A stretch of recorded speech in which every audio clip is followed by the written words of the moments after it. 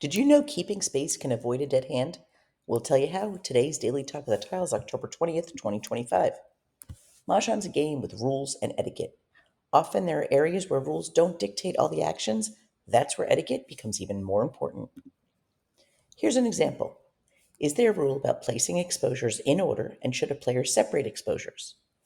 Mahjong Made Easy, the most recent edition, provides a player is not required to place exposures in the order which they're shown on the card.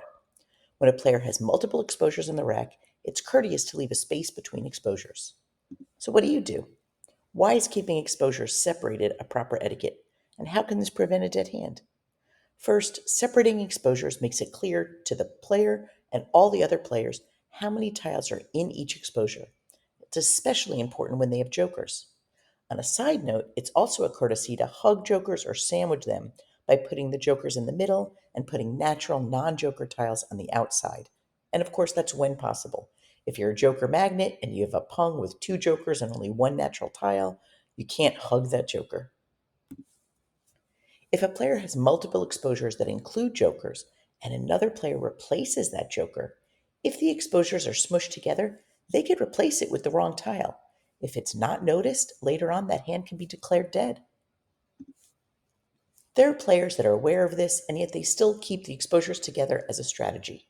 So what are your thoughts? Do you think separate as a courtesy or keep together as a strategy? We'd love to hear from you. Reviews are in for our visual companion guide for American Mahjong. It helps players of all levels elevate their game. Individual copies are on Amazon in paperback and Kindle, and if you have groups of 8 or more that would like to purchase or you're a teacher, discounts are on modernmahjong.com. Our Rise and Rack Morning Mahjong in Naples is coming up soon, November 6th. Doors open 9:30. We're going to have a beautiful breakfast and play, social games for prizes. It'll be a wonderful morning. You could register on modernmahjong.com. We are doing another series with Kveller. This is intermediate. We invite you to elevate your game. There are 3 live classes, November 9th, 16th, and 23rd. They're 75 minutes each. The replay for paid registered guests will be available for 1 full month. So if you can't join all 3 live, or if you can and you just want to watch a replay, you have a month to do so. We have a new date for our Orlando event, new location for our Orlando event, and new date. It's November 17th, 12:30 to 3:30 at North Italia on West Sand Lake Road in Orlando. You could register on modernmahjong.com. And then North Italia is also our place for Aventura. We invite you to join us, and you could register on modernmahjong.com. November 20th, we are doing our virtual vintage Zoom series continuing. It is a online Zoom. We're going to be seeing beautiful sets from fabulous collectors. Thank you for taking the time to photograph these and send them to us so we could have a wonderful Zoom and connect with our Mahjong community.